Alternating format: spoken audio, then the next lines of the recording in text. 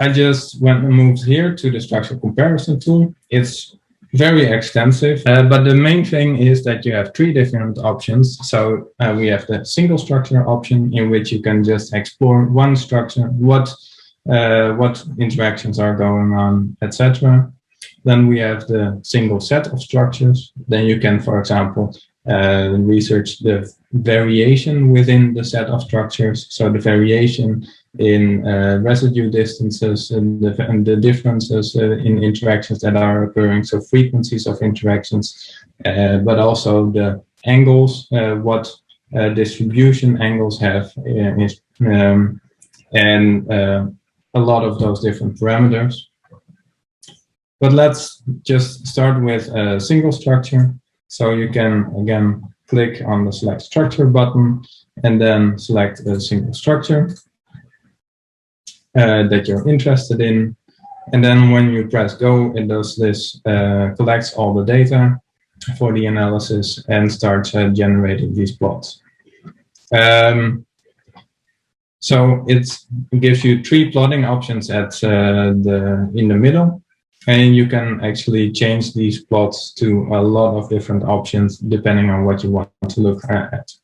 So one that might be interesting to note is actually a flare plot-like interaction overview. So that shows, based on the different interaction types, what interactions are occurring between the different residues.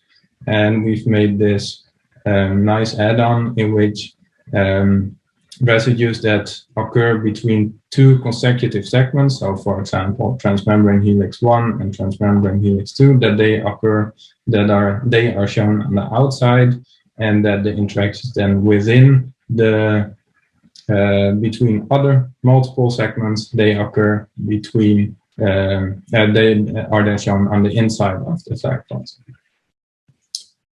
Another option here on the left is are these contact plots. And if you right-click on these contact plots, it shows how all these residue networks are actually connected. So if one residue connects with another residue, how does this transverse down through the whole GPCR structure? So, and this then shows this summary. So if I zoom in a bit more, you can actually see that each residue is then connected to multiple other residues, and that shows them sort of a signaling path between all the intra-connected residues. And of course, we also have a 3D plot where you can actually inspect the structure itself. But let's move on to the comparison of different structures themselves. So in this setup, we want to select 2 different sets of structures or 2 different structures. So let's just start with something simple. By default, we have selected a subset of structures, but I'm going to reset that. And then I'm going to start with the beta-2 adrenoceptor, so the good old classic GPCR for which we have a lot of data. And then as the second set, we're also going to look at then the beta-2 adrenoceptor again, but here we then take the active state structure. And we can see it's coupled to the GS, and it has a strong tilt, and it is completely active because it is also G protein bound. So if we compare these, then we get a bit of a different view than for a single structure, because here we start off with what actually the changes are within the overall segment. So these 2D plots show how the helices move compared to in between these 2 structures. So this is shown from the extracellular side. So from the extracellular side, it looks like TM1 moved outward for a bit, and TM7 moved slightly inward. In the middle of the membrane, so we have a definition of where the membrane sort of is and how the GPCR is embedded in the membrane. We see that TM5 slightly rotates and TM1 also moves in for a bit. But of course, because this is an active versus inactive state, we see very strong changes on the intracellular side, so the cytosolic side of the GPCR. So we see the outward movement of TM6, we see a slight outward movement of TM5, we see rotations, the inward movement of TM7, and even more. So let's then just take a look at the structure. So here you can also now just investigate the structure, and all these lines are then the interactions that are occurring. So if we then move down, this is more the scary part. So this is where all the data is. So here we show every interaction that is occurring between a residue on one position and a residue on another position. And then there's an analysis of how often this occurs in the single set of structures versus the other set of structures. So then it's primarily interesting, of course, to identify which differences there are between the structures. So let's first I'm going to change this. So instead of just having the interaction lines, I'm going to show all the residues. So this is quite a lot. But if I then change all the values to positive, and then I'm going to filter this data set on the contact frequency. So now we're actually only looking at the interactions that only occur in one structure over the other. And that's what you see here. So this is then also automatically filtered. So you clearly see then that a lot of these other residues are filtered out. This is then broken down into the different interaction types. So maybe we're only interested in polar interactions. So then we see that it also filters even more. And if you zoom in, we see actually that there are a lot of different changes. So we have the TM7 that moves in, and that also makes sure that this arginine changes its interactions with TM6 and the threonine over there. So to further break this down, I'm not going to explain everything, but here we have information about the distances, so how the distances between the two residues change, how the C-alpha backbone actually moves and how it rotates, how the angles change, the solvent exposure, and also just looking at the secondary structure, how often a helical structure occurs versus, for example, a turn or a slightly unraveling of the structure.